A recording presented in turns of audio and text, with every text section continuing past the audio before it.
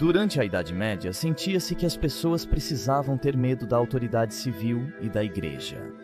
A única forma de manter a ordem era assegurar que os cidadãos temessem as punições caso fossem considerados culpados de um crime. E assim, com o uso de castigo corporal, as penalidades eram severas. A inventividade das técnicas e instrumentos usados pelos medievais para tortura e punição física eram notáveis.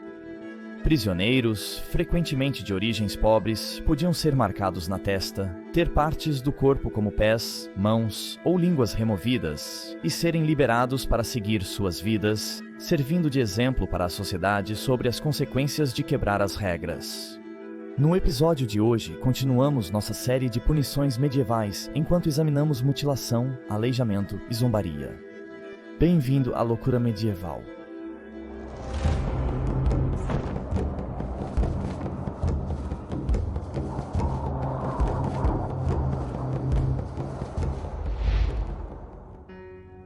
Mutilação. Isso era usado em todo o mundo como uma punição judicial. Às vezes como um aperitivo antes da pena de morte ser imposta. E outras vezes como retribuição, como na mão sendo cortada para punir alguém que havia cometido roubo. Devido aos altos níveis de pobreza, este era um dos crimes mais prevalentes. E o controle do roubo era uma prioridade para a maioria dos monarcas na Idade Média. Os ladrões eram difíceis de pegar, especialmente nas áreas rurais pouco povoadas. O próprio crime era difícil de denunciar e muito difícil de prevenir. Portanto, a resposta para aqueles que foram pegos tinha que ser um choque curto e agudo, uma punição brutal que desencorajaria outros possíveis ladrões. O corte de orelhas era bastante popular, especialmente na Inglaterra. A Igreja Católica promoveu várias mutilações na Inglaterra, incluindo o corte de orelhas para reformadores religiosos. Desviar dos ensinamentos canônicos era considerado blasfêmia e a pessoa seria tratada consequentemente. Mais tarde, à medida que a reforma começava a tomar forma, muitos tiveram suas orelhas removidas como penalidade por se recusarem a frequentar a igreja. Ao se tornar governante da Inglaterra em 1016, o rei dinamarquês Canuto sabia que precisava reprimir os rivais anglo-saxões para manter seu reinado. Ele estabeleceu, sem distinção entre ingleses e dinamarqueses, um novo código de leis do rei Canuto, em Oxford, 1018. Nele, ele afirma que, cito, a justiça seja promovida, e toda injustiça suprimida, toda ilegalidade seja erradicada desta terra. Ele estabelece crimes puníveis como perjúrio, feitiçaria e adultério, sendo o assassinato e a traição os que têm as piores sentenças.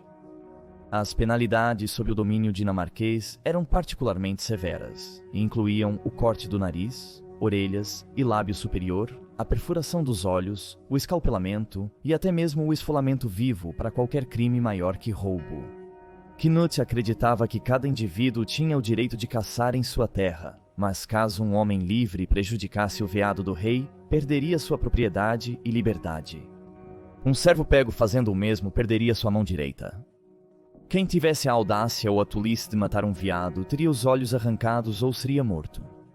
Essa forma de mutilação também foi empregada pelos dois primeiros reis normandos, William, o Conquistador, e seu filho, rei William II, para proteger o jogo em suas florestas. No século XII, durante o reinado de Henrique I, os cortadores de moedas e falsificadores que fossem pegos perderiam a mão direita ou o pênis, às vezes ambos. Um crânio feminino achado em Hampshire, Inglaterra, confirma indícios de mutilação facial. A datação por carbono indica que os restos são de uma mulher que viveu entre o final do século VIII e início do X. A mulher faleceu rapidamente após a mutilação, com lesões bastante sérias. O corte em seu nariz era tão profundo que havia cortado o osso adjacente. Existiam mais cortes em sua boca e testa, como se houvesse uma tentativa de arrancar seu couro cabeludo ou cortar seu cabelo. Considerando o desenvolvimento dental e craniano, ela provavelmente tinha aproximadamente 15 a 18 anos ao falecer, provavelmente por seus ferimentos, já que não há indícios de cicatrização. As lesões de mutilação na cabeça correspondem ao padrão de punições, geralmente para escravos e adúlteros, conforme o Código de Leis do rei Canuto. Cegando Durante o reinado do rei João em 1203, Alice Crittecrich e alguns outros foram acusados de assassinar uma mulher em Lilleshall, que agora está no condado de Shropshire. Após o homicídio, Alice escapou para Staffordshire com alguns itens da vítima. Ela foi presa lá e trazida de volta para os Salopur Sizes, onde contou uma história estranha como sua defesa. Ela disse que na noite em questão ouviu um barulho vindo da casa da mulher assassinada. Então foi dar uma olhada e espiou por uma fresta na porta. Ela percebeu 4 homens na casa que, ao notá-la, a seguraram e ameaçaram matá-la se fizesse barulho. Por manter-se em silêncio, receberam dela os bens roubados, levando-a à sua prisão. Pois mudou seu relato perante os juízes. Sua pena de morte foi comutada e foi condenada a ter seus olhos removidos. A cegueira era usada na Idade Média não só como punição, mas também para incapacitar oponentes de governar adequadamente. O imperador bizantino Basílio II e o czar búlgaro Samuel estiveram em desacordo por quase 50 anos. Sua rivalidade finalmente culminou na Batalha de Clydion, em julho de 1014, onde os búlgaros foram decisivamente derrotados. Muitos milhares de soldados foram capturados. As estimativas variam de algum lugar entre 8 e 15 mil, e o imperador Basílio os reuniu em grupos de 100. Ele então cegou 99 homens em cada grupo. O castigo extremamente dolorido incluía a remoção dos olhos com um utensílio parecido com uma colher, ou a perfuração ocular, pressionando com os polegares e aplicando pressão. Um indivíduo de cada grupo teve um olho removido para poder guiar os colegas de volta ao comandante. Isso poderia ter ocorrido como vingança, pois o general favorito de Basil foi morto, ou devido à penalidade bizantina para rebeldes ser a cegueira. Isso rendeu a Basil o apelido de Bulger Slayer, e diz-se que o tsar Samuel morreu de um ataque cardíaco quando viu o estado lamentável dos soldados em seu retorno. Outra técnica criativa para cegar um prisioneiro era passar um braseiro vermelho quente para frente e para trás na frente do rosto da vítima, até que o calor abrasador eventualmente derretesse seus olhos. Instep-Borer. Inventado na Alemanha, este instrumento de tortura se assemelhava a uma bota de metal articulada. O pé descalço era colocado na bota e um buraco perfurado no centro do peito do pé. Uma cobertura ocultava uma longa lâmina de ferro serrilhada, feita para causar danos extremos e estimular um grande fluxo sanguíneo. Uma manivela se projetava da cobertura, sendo girada para mover a lâmina para a bota e perfurar um buraco no centro do pé. A ferida geralmente era tão grande que a vítima morria por causa do ferimento. Qualquer parte sensível do corpo era perfeita para mutilação por perfuração, punção ou furação, como a língua, a mão ou o pé. Desunhamento.